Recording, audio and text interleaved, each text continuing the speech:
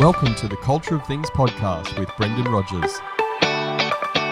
This is a podcast where we talk all things culture, leadership and teamwork across business and sport.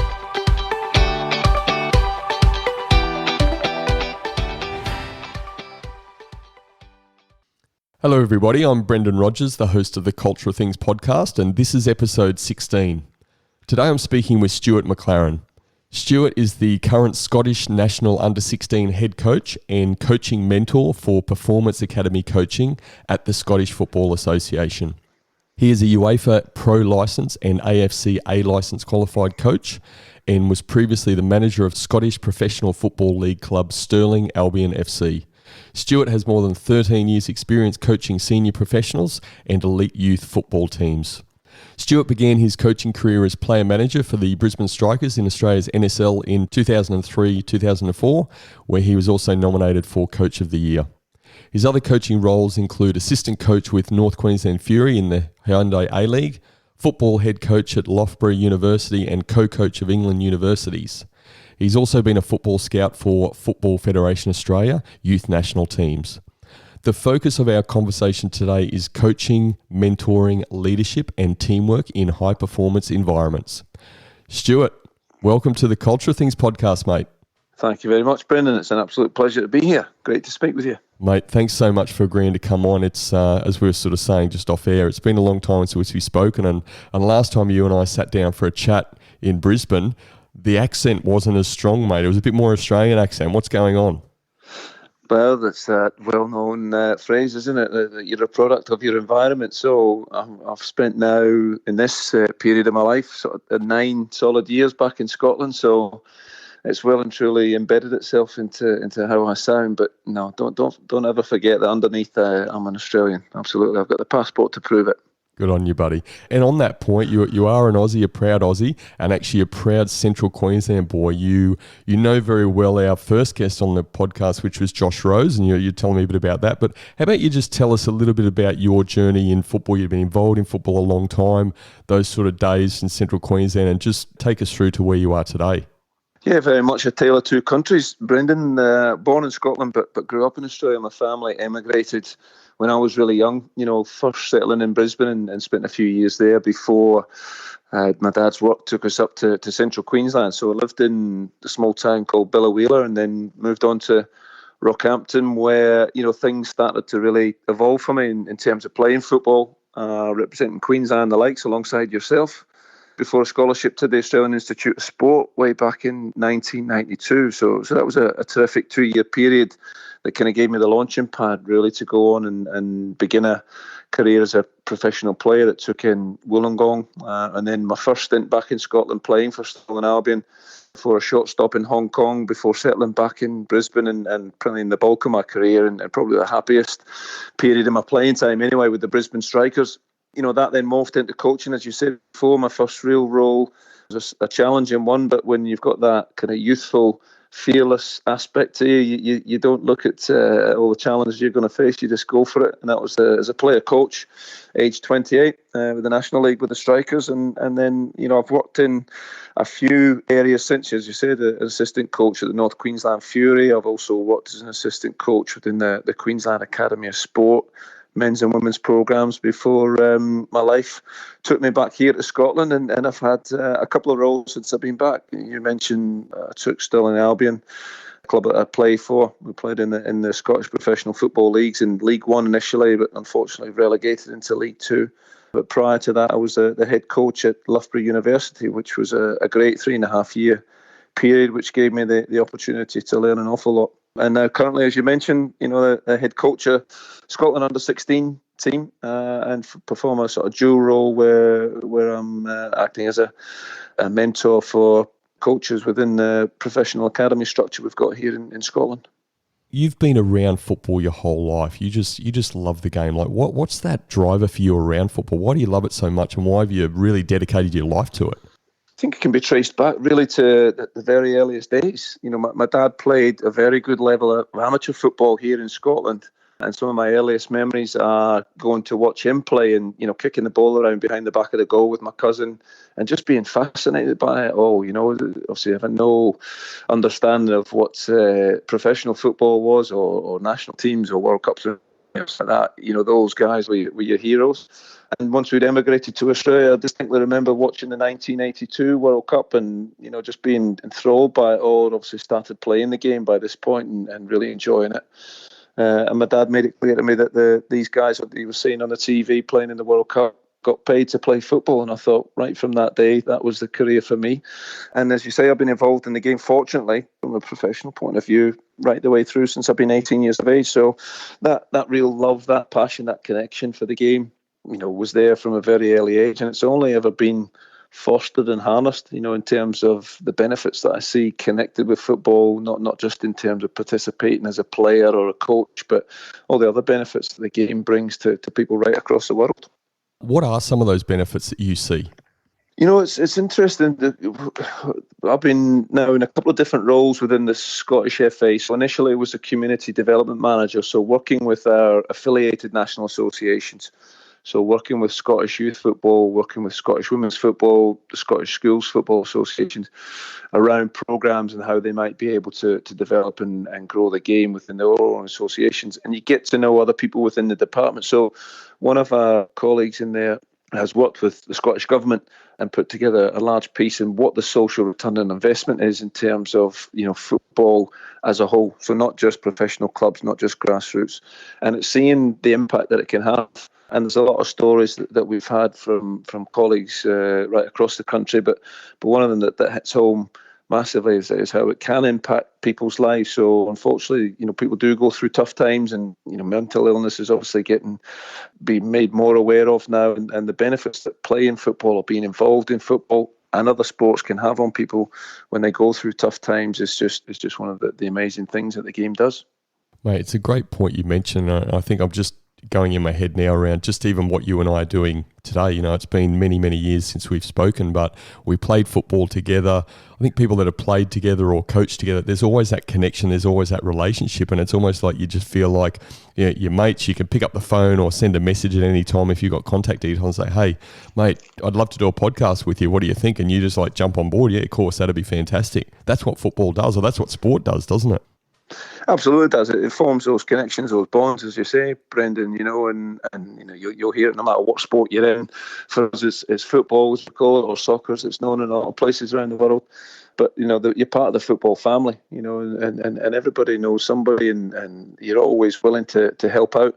And it's one of the great lessons I think that my dad gave to me anyway. No matter what you may achieve or what level of the game you're involved in, football is always about the people that you meet. And it is, very true. I've got people such as yourself that I played with as teenagers and younger, and I've got guys who the game has brought me into contact with in the last couple of weeks, the last couple of months, who hopefully I'll be able to call on as mates and friends in the years to come.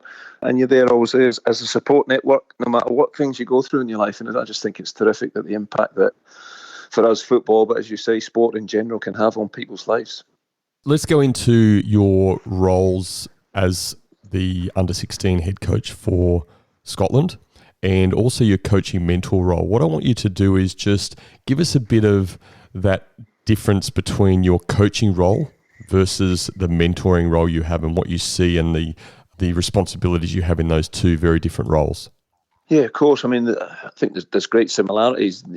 Underpinning both of them is that willingness, that passion to want to help people, to want to make people become better at their chosen pastime, their chosen career, as it may be for us working in the professional scope of the game. So from a coaching perspective, if I focus mostly on the role that I've got just now, working with the under-16 players, I just feel that I'm in such a privileged position, because I get the opportunity to work with the very best players who are eligible to play for Scotland at that age group.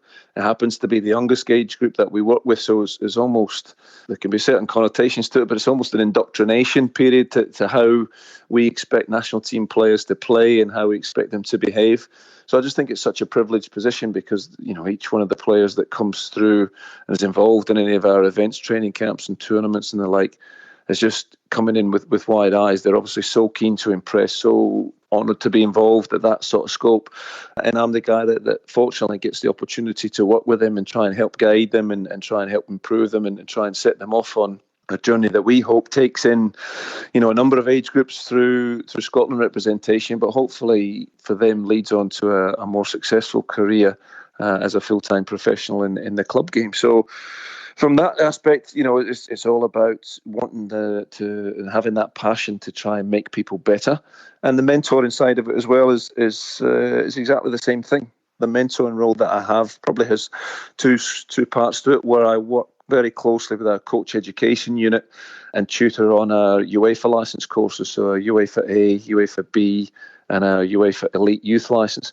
So working in that kind of formal coach education pathway, if you like, but then also working specifically with our heads of children's sections within our professional club academies to make sure that they can become the best heads of children's, in the world, is what our aim is really, to make sure that they can provide the best possible service for the staff and the coaches that work within them. That obviously feeds on to the players and gives them the best opportunity to try and develop. So that's what we're trying and do. I think in terms of the skills and the key differences, if I look at the coaching aspect of it, Brendan, you'll obviously be well aware of the kind of model that speaks about tell, sell, share and empower and the likes. And I always kind of think of that as a continuum. And I think particularly with the national team, where we don't have as much direct contact with the players, you're probably working quite a lot within that kind of tell and sell aspect. Because of the age of the players and they're still in that youth development aspect, we try to work very hard at trying to empower them so that they create a deeper understanding about the types of things we're asking them to do and the reasons why. But if I look more then at the mentoring aspect of it, it's essentially just sort of being there as a sounding board. It's not necessarily telling them where the answers might be, but at least, telling them what the answers are, but at least pointing them in directions of where they might find the answers, because we're talking about coaches who may be on a certain path within their certain journey where they have a certain amount of knowledge already. They're obviously working now with adults who are capable of understanding what it is that they want to learn, what their overall goal is. So I think the mentoring thing is just being, as I say, that sounding board and being acting very much as a guide. One thing I want to just pick up on that you said really quite early, you talked about how they behave, and this is in relation to the under-16 side of things. Can you give us a bit more around the expectations in behaviour at that level? Absolutely. Yeah, so we've worked very hard over the last number of years since our performance director, Malky Mackay, came into post to create a real consistent environment so that each of our national teams are not working in silos. So as in the under-21s, we'd be doing something, and under-19s is a different environment. And, so we're looking for that consistency, that continuation from my age group, under-16s through under-17s, 19s and 21s. So, as I said earlier on, there is an almost indoctrination for us, and we've got some high expectations about how they should behave when they represent Scotland, but we also think that behaviour is something that will serve the young players well if they're looking to forge a career within professional football, but also the behaviour that would serve them well as people wherever their journey in life may take them. So it's trying to make sure that we, trying to develop them obviously as football players and improve the tactical awareness and not so much the technical ability or the physical ability, as I say, because we don't get too much contact time with them in a national team environment, but making sure that they've got an awareness, that they're also having, that golden thing that people speak an awful lot about these days, about being accountable. So as coaches, we make it clear that we'll do as much as we can to set an environment for them. But ultimately, it's their career, it's their opportunity, and they have to be accountable for each one of the decisions that they want to make, whether it's doing something that enhances their opportunities as football players or whether they're sidetracked by some of the distractions that young people have. They have to be accountable for each one of the decisions that they make. So that's a key thing for us. Mate, I love that word accountability. It's a great thing. It's a really hard thing. It's the area that individuals and teams struggle with globally. So how do you set up those environments, and what sort of conversations are you having as a coach to create that strong need for accountability? We use that word accountability. We've got a series of A's that we use that players might need to look at as being attributes to help them go and succeed as a professional football player. So they obviously need to have a certain level of ability, which is acknowledged for us when they're selected for a national team event. They need to have a certain amount of athleticism, and obviously in the modern game, that's key. You look at the high levels of football. Every player is an athlete, and all the best teams have great, athletic capabilities. That accountability is huge as well. As I say, it's being accountable for what takes place in the training environment, what takes place in the matchday environment, but also what takes place in the lifestyle environment. So the players that I have the opportunity to work with, they're right on that cusp of youth development where they start to get offered their first professional contracts. So for us, again, it's just making sure that they have an awareness as well of what it actually takes to go and succeed as a professional footballer. But that accountability thing is shared with them every time that they come in and have contact with us. So each time we have a training camp, each time they're selected for a squad to participate in a tournament, we'll have discussions with them on a formal basis, via team meetings where the same consistent messages are shared with them. We'll have more informal meetings where it might be done in what we'd call units. So we'll get the defenders together and speak about aspects. We'll get the midfielders together, but we'll also have individual meetings. And again, it's trying to make sure that we create a comfortable and a safe environment for them, so we don't feel that myself and my assistant coach are kind of ganging up on individual players. So we make sure that those individual players, and it sounds a bit silly to a point calling them individual meetings, where we actually pair the players up so they feel like they've got a bit of a buddy there, and we'll speak about their accountability and what that means to them, and what are some of the specifics that they are taking on board in terms of what their journey might be and the decisions that they're going to make to try and continue to improve and take them from the position that they might be in now to where they might want to be in 6 months' time, a year's time, and so on and so on. Let's transition into the mentoring side, but what I'd like to just do to link that is, how does your coaching role help you in your mentoring role? Because you're dealing with very different age groups as well, I'd imagine. Yeah, unfortunately, although I'm the head coach for the under-16 age group, whilst I might not work in an official capacity, I do get access then to the older age groups, so I can go and be a fly on the wall and observe how our under-17 coaches work within their players and see how that differs then when our under-21 coach is preparing what are essentially, young first-team players for playing in a national team event. So I get that opportunity to see all that and to work within that. As I said, one of my previous roles within the Scottish FA before I actually took on the under-16s national team was as a coach education and development manager. So I had the opportunity to go to a UEFA coaching convention, which was a terrific event. And it was at that point, some of the colleagues there from Germany actually spoke about the real need for coach educators to still be active, to still have that realistic learning environment for themselves, so that they could then transfer that kind of practical, if you like, back into the theory. So, you get away from this element specifically within football of coach educators being guys who maybe coached once upon a time, but now they focus wholly and solely on that coach education aspect, and they're drifting further and further away from the reality. So from my perspective, as I say, that having the dual role really works great for me, because some of the things that we speak about on the coach education courses, and quite often things come back from the participants on those courses that are of a different perspective that I maybe haven't considered. And having the practical application then of going back and perhaps trying something a little bit different with my under-16 group, figuring out for myself whether that works or not, it has been a great benefit. It means that when I'm going in and working either on the coach education courses and or working with heads of children's within that performance academy coach mentoring aspect, then at least there's some reality or realistic application behind it. It's not just all theory. Geez, you sound like you've got a fantastic role. It sounds so great. But let's flip it on its head. What are the challenges in roles like this for you? Challenges in roles for this, if I look at the mentoring aspect, for us, we've got such a diverse range of professional clubs within Scotland.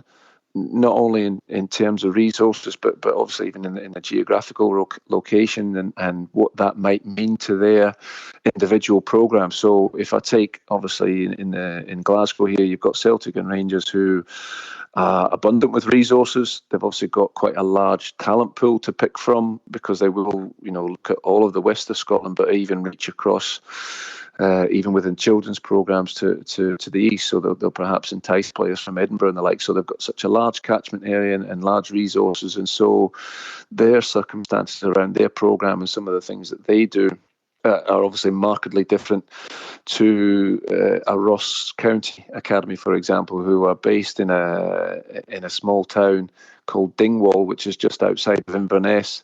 And of course, they compete with Inverness Caledonian Thistle already for their players. So they've got two clubs in a very small catchment area in very much a regional environment, and their resources aren't anywhere near the level of Celtic and Rangers. So my mentoring obviously has to differ, and my approach has to differ.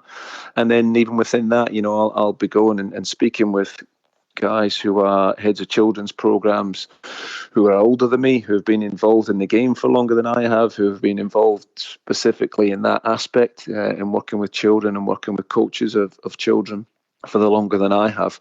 So I have to adapt, obviously, my approach to those. And on the flip side of it, I'll be working with very young coaches who've obviously got great ambition and great hunger and great enthusiasm, but they just maybe need that channeled in certain ways and directed. So the role itself presents a lot of challenges for us in terms of the challenges that we have with the under-16 squad. It's not dissimilar. We obviously, as a national association, our men's A squad haven't qualified for a major tournament for a number of years, approaching 22 years now, since France 1998. Our women's A squad have qualified for European Championships and World Cup in succession, which is terrific.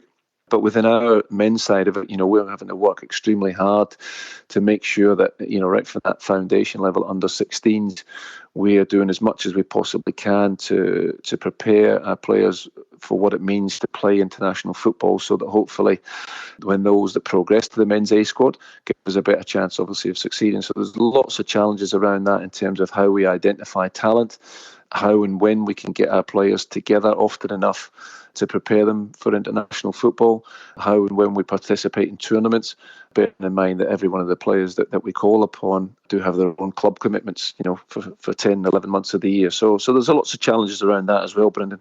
I have to ask you a question, and I was hoping it would come up. You mentioned Celtic, you mentioned Rangers.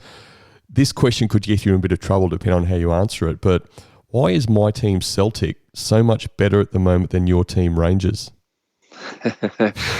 That is a whole separate podcast we can go into, but needless to say, throughout history, both of them have had their periods of success and their low periods as well. It just so happens that Rangers are still suffering a long hangover from some of the financial irregularities that they were rightly punished for. But they're on their way back, mate. They're on their way back. So I'm sure Celtic are enjoying the period of success that they're having just now. But I'm sure that whether it's this season or the following season or not too long after, that Rangers will climb themselves back up and gain their place at the top of the pile. Mate, that was a very, very good answer. You have not upset any side of the ledger as far as Celtic or Rangers fans. Well done. Wait, let's move on to leadership in football. What has football taught you in the various roles? As a player, manager, what has football taught you about leadership? Do you know, it's interesting because if I go back from, either playing days where I was deemed from some coaches to have some kind of leadership qualities, what they may have been, I didn't really understand or know, but I was appointed captain in a few teams and things that I played, to where I am now. And I like to think I'm still in this kind of lifelong journey of learning. But, you're almost embarrassed at times about what you believed leadership was in those days. I thought it was essentially the guy who could perhaps shout the loudest and really bully people, I guess, into performing to a level or in a way that they thought was acceptable. And that, I suppose, was probably born out of perhaps some of my influences. And you looked upon managers from the 70s and 80s, and they had that kind of element of almost ruling by fear. Whereas now, obviously, we're in a much different generation, and I think it's pretty widely accepted amongst sport, but certainly football in general, that kind of ruling by fear or trying to motivate people by fear is long gone. It's very much more about trying to motivate people through love and not necessarily in the way that you would love your wife or your girlfriend, but having a caring element. There's that cliche of people don't care how much you know until they know how much you care. So I think that the biggest thing that I can draw out of my time within football in terms of leadership is actually how important relationships are, and that's amongst, relationships amongst your staff, relationships directly to your players, but also the relationships between those as well. I was really encouraged. Obviously, I know this podcast probably won't end without you mentioning, your other love, which is Liverpool, and you read things about Jurgen Klopp and his approach and how much he values the importance of relationships, and you see it in the connection that he has with the players, and the old adage about they want to play for him, they want to play, kind of because of him and because of the camaraderie that they have amongst their teammates and everything else like that he's helped to foster. But you see the relationship that he has with the fans, and even the relationship that he has with the media because of his authenticity and his passion and everything else like that. So it's very much that, Brendan, the importance of having strong relationships and how you can go about creating them.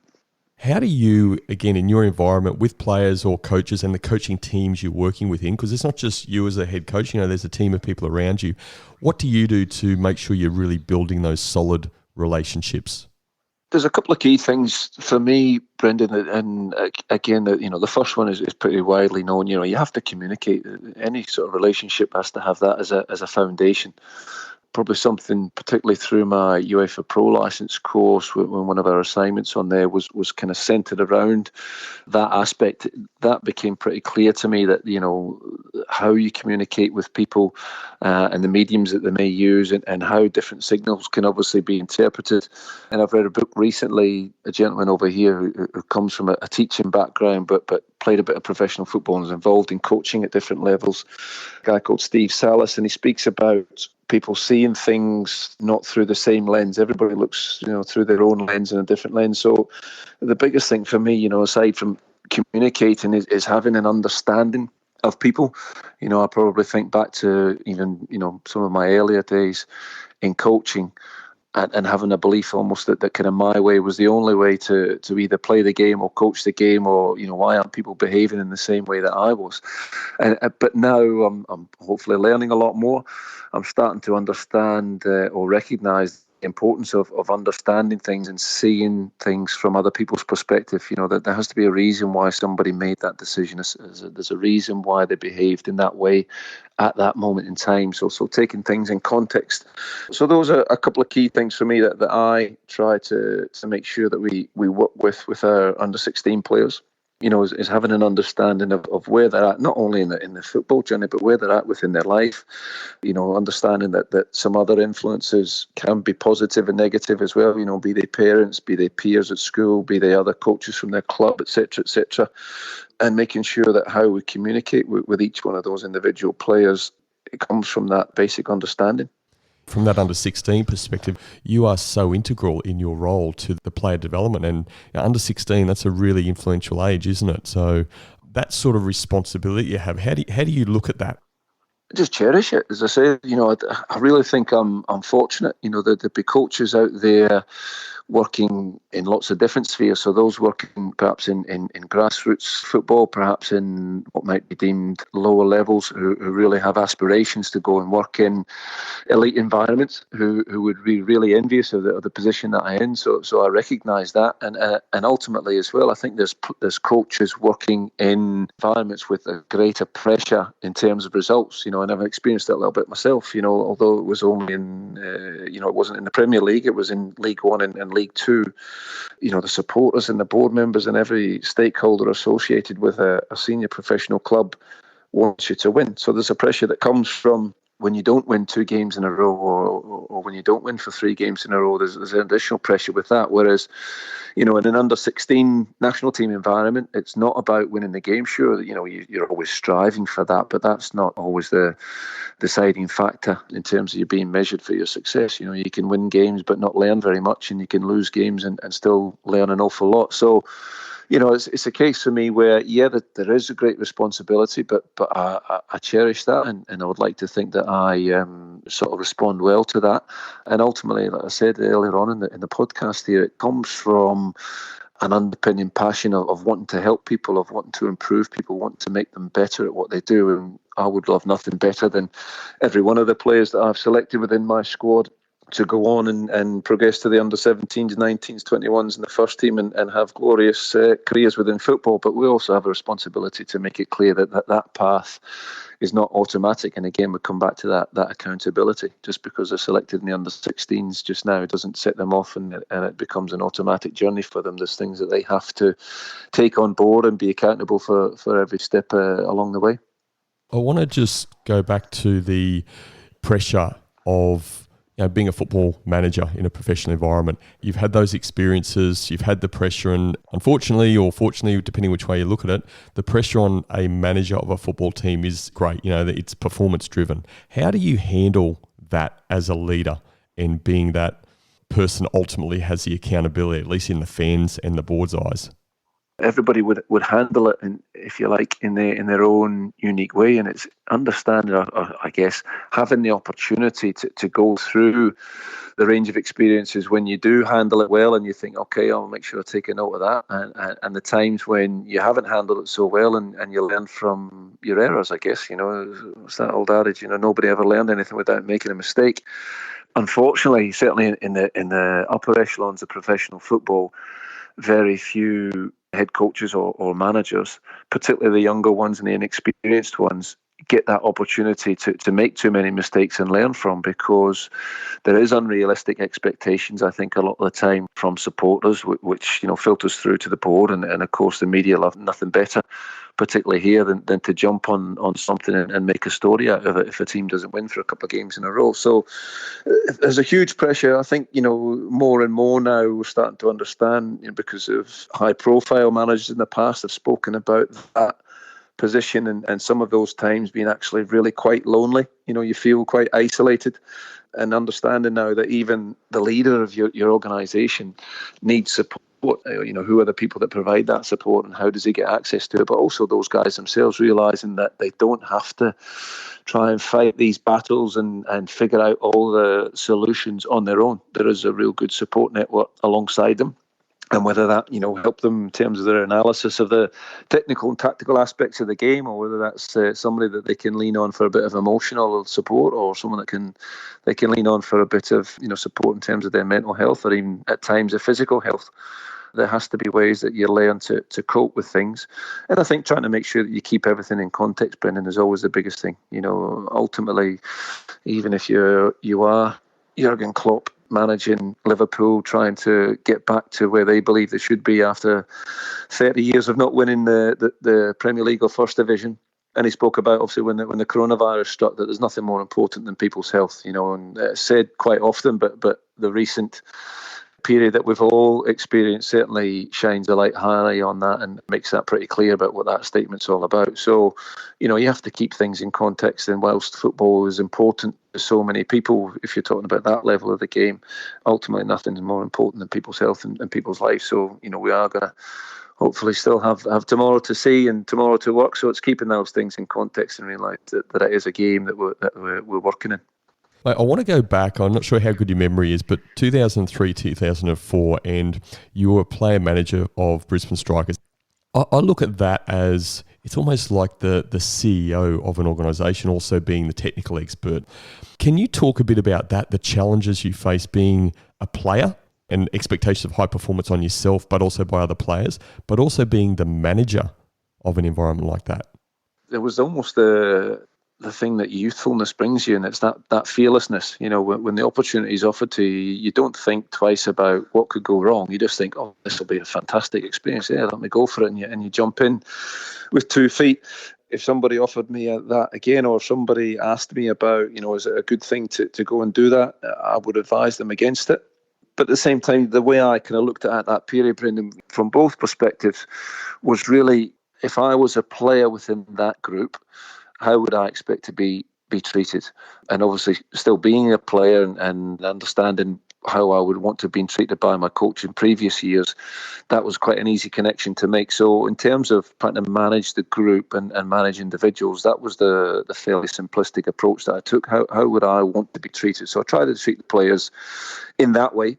On the other side, I didn't want to become one of these guys that removed themselves from the playing group and almost brought a bit of an ego to themselves and thought, well, I don't need to do as much preparation as you because, I'm the coach and I'll just pick myself in the team and everything else like that. And I was of an age, only 28, where I was still somewhere close to maybe being in my prime, but certainly a long way, hopefully, from retiring. So it wasn't like I was 34, 35 and ready to kind of ease off and just play a certain number of games within the year. I wanted to play every game. So I made sure that I trained in every training session and wanted to be a leader by example, if that's the right expression to use in that way. And so those were the kind of two, I guess, defining aspects of the approach that I took to that. But I certainly wouldn't want to do it again because, in the simplest way, I was really only kind of giving myself half toward being a player and only half toward being a coach. So much more now that I've learnt that goes into being a coach and being a leader, I neglected just purely and simply because half my mind was on what I needed to do as a player. And obviously looking back as well, there was some things that maybe got me through, and perhaps my physical condition and a little bit of experience got me through. But having the right kind of mindset to go and perform at my optimum as a player was taken away because 50% of me was trying to coach, was trying to focus on the coaching aspect. So it was difficult. I'm glad I went through it. I'm glad I had the opportunity, and I'll always be thankful for the Brisbane Strikers for giving me that opportunity. And what it did do was, we had some relative success in that period. So it, for me, highlighted the importance of the things that we spoke about earlier on.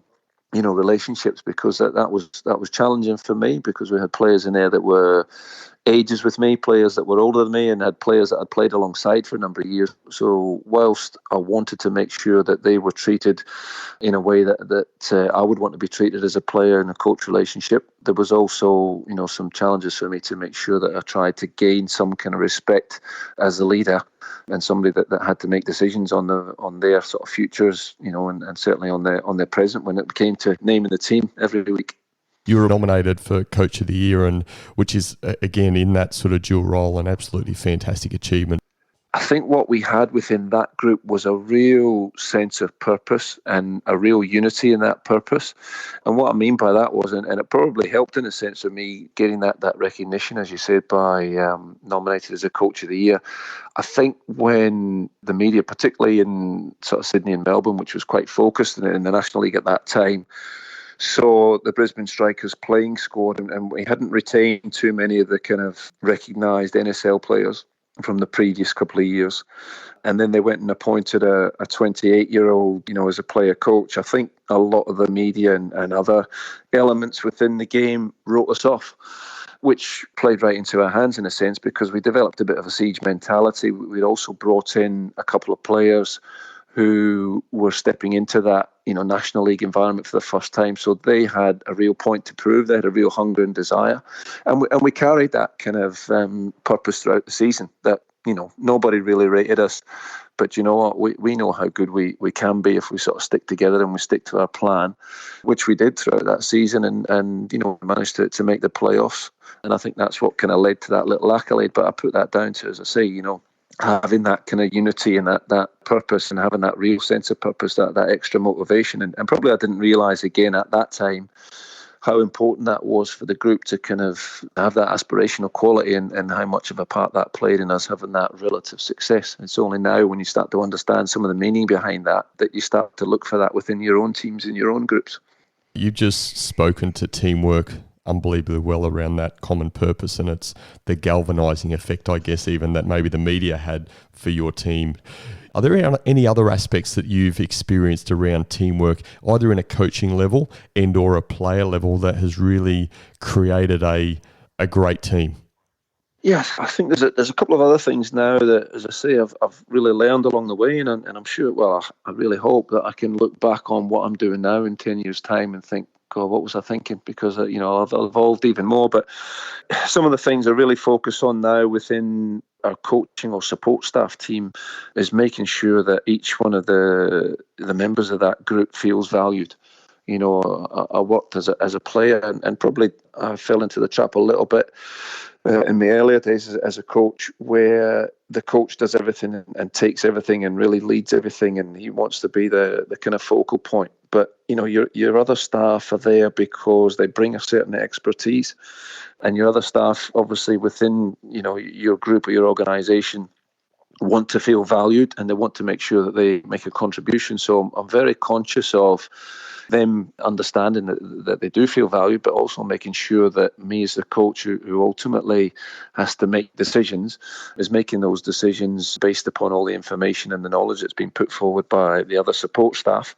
And because there is so many aspects, I mean, you touched upon it before, even just doing the team sheet, but now that there is so many more aspects we're aware of and we try to cover in terms of preparing a team and preparing individuals, you know, be that from a sports science and sports medicine background to your analysis and everything else like that.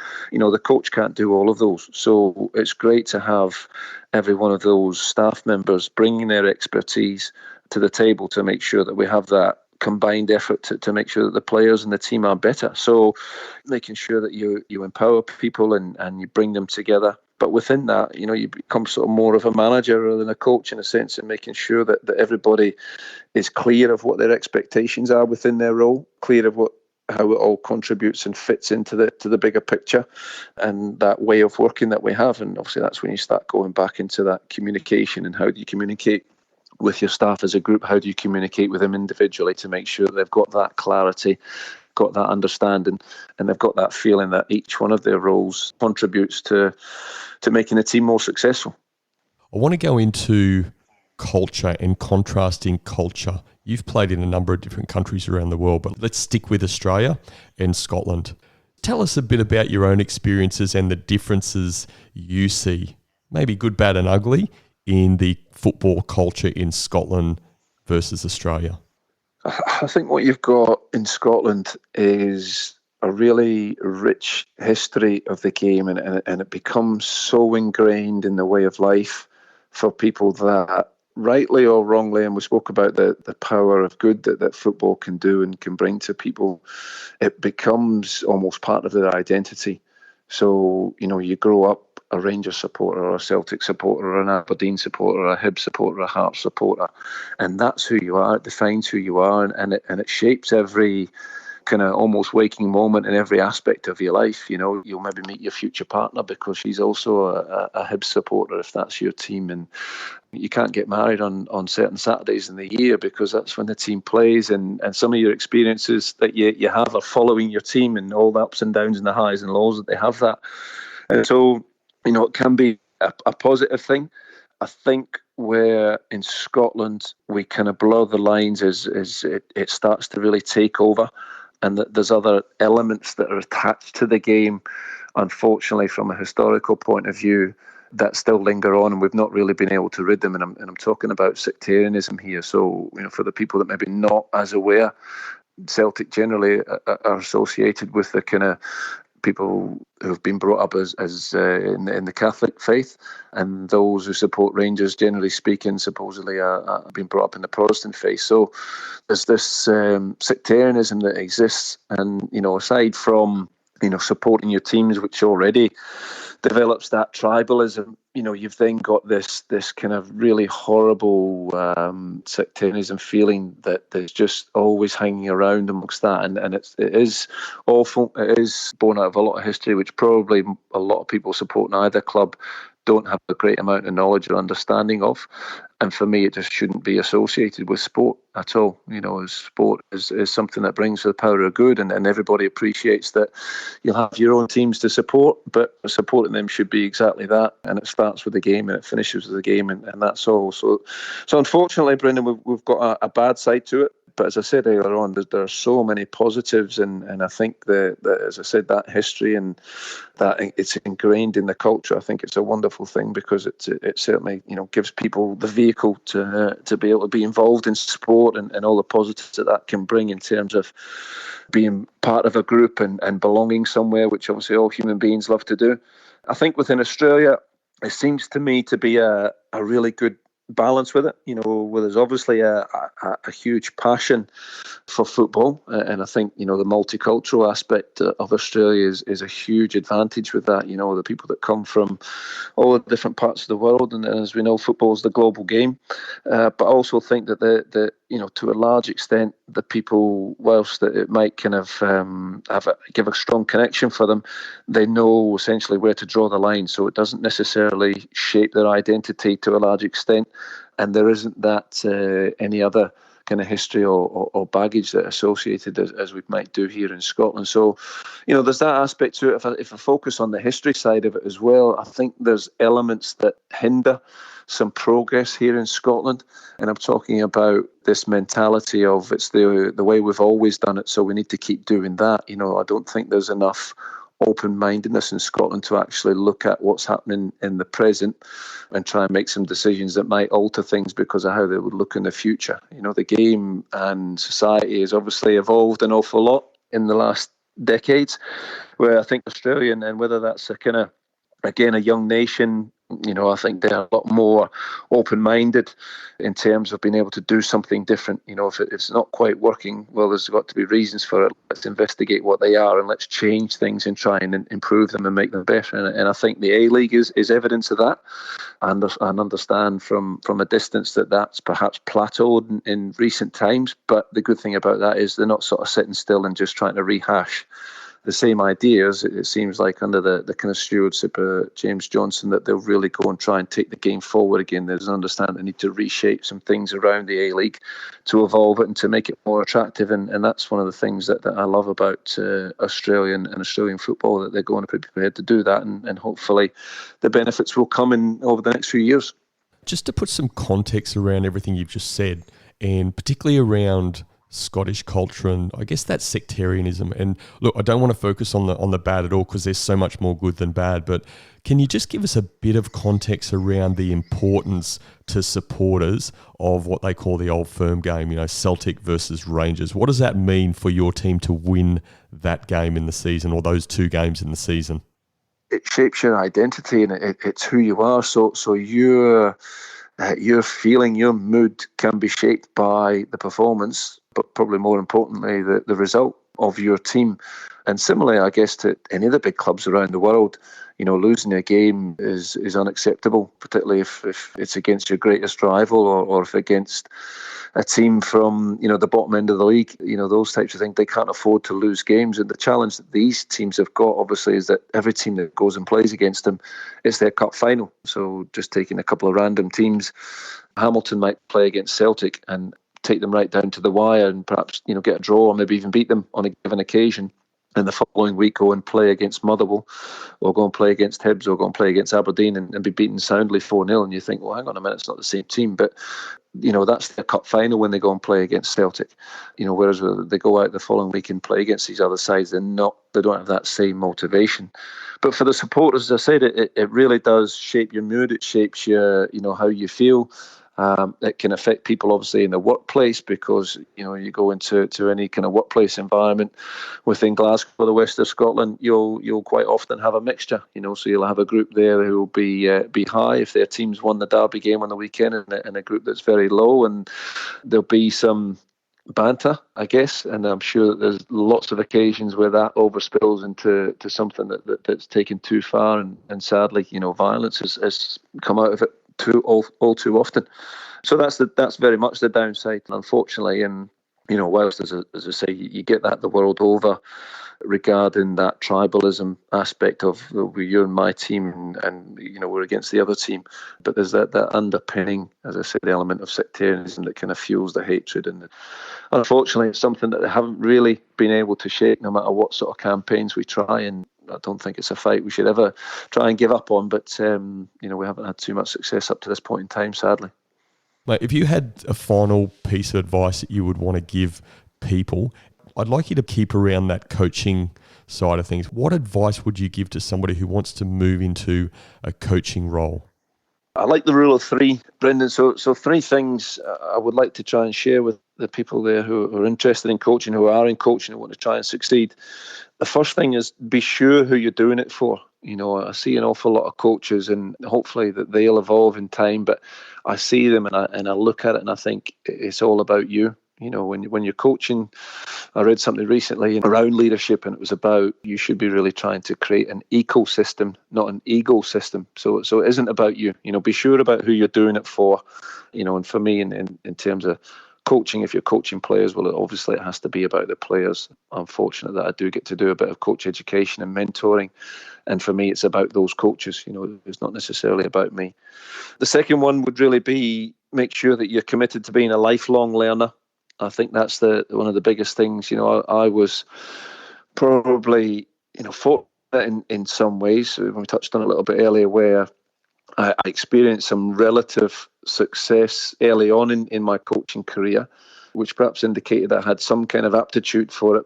But there was also probably some negative elements to that, where I felt, a certain part of me maybe felt a bit too overconfident in my beliefs and what I was capable of doing. So fortunately enough, I've hit lots of speed bumps along the way, and I've realised that, I need to learn an awful lot more and know an awful lot more, and I've developed that real hunger and passion for and that thirst for knowledge. So make sure that if you're going to be a coach, you become a lifelong learner. And the final one, I think I just sort of mentioned it there, is you absolutely have to be prepared for setbacks and challenges, because that's an absolute given that's going to happen along the way, and they'll come in all sorts of shapes and forms and sizes. So be prepared for those. Mate, how can listeners get in touch with you if they just wanted to touch base, say, Stuart, you've shared so much great information today. How do they do it?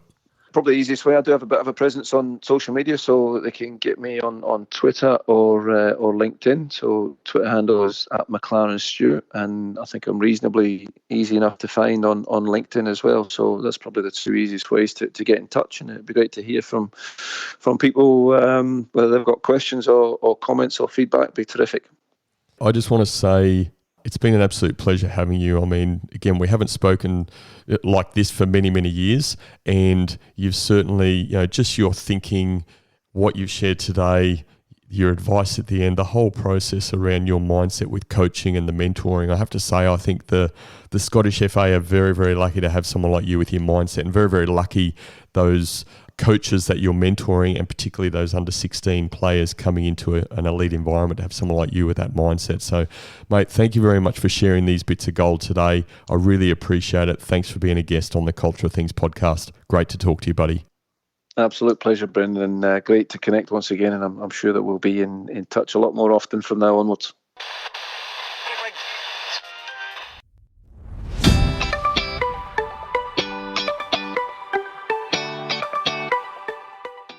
It's always great catching up with old football mates. Stuart and I first met when we were 12 years old, and since then, we have had the opportunity on several occasions to play football against each other and also in the same team as each other. It really is these sporting moments that bond people together forever. Stuart has devoted his life to football. In his current role with the Scottish FA, he is playing a big part in helping to develop young players in Scotland, and also helping coaches develop through his mentoring role. As I said in the close of the interview, the Scottish FA is very lucky to have someone like Stuart, who is as dedicated and passionate about football and the development of players and coaches. Like any great leader, Stuart has a passion for developing himself through lifelong learning, and more importantly, developing others. These were my 3 key takeaways from my conversation with Stuart. My first key takeaway: be clear on your motive. As Stuart said, you need to be sure who you are doing it for, and he has made his motive clear several times. He has a passion for making people better. This motive ensures that as a coach, it is about the players, and as a coach mentor, it is about the coaches. This motive for making people better drives everything he does and keeps him focused on creating an ecosystem, not an ego system. My second key takeaway: team members must feel valued. We know that ruling or motivating by fear doesn't work. Leaders must have a caring element. As Stuart reiterated, people don't care how much you know until they know how much you care. When people feel valued, the strong relationships form. The level of expertise is better understood and utilised, and the communication between the staff, the players, and between each other all help to provide a solid foundation for performance. My third key takeaway: great teams have a sense of purpose and unity behind that purpose. This is a prerequisite for a group of people becoming a real team. When Stuart was the player manager for the Brisbane Strikers in the NSL in Australia, the media wrote them off. He said this contributed to their unity and siege mentality for the group. This unity and purpose to succeed gave them the collective drive throughout the season, and they punched above their weight to make the final series. As he said, he didn't understand the power of the purpose and unity at the time, and this is, unfortunately, the reality of a lot of leaders. So in summary, my 3 key takeaways were: be clear on your motive. Team members must feel valued. Great teams have a sense of purpose and unity behind that purpose. If you have any questions or feedback about this episode, please feel free to send me a message at brendan@brendanrogers.com.au. Thank you for listening. Stay safe. Until next time. Thank you for listening to the Culture of Things podcast with Brendan Rogers. Please visit brendanrogers.com.au to access the show notes. If you love the Culture of Things podcast, please subscribe, rate and give a review on Apple Podcasts. And remember, a healthy culture is your competitive advantage.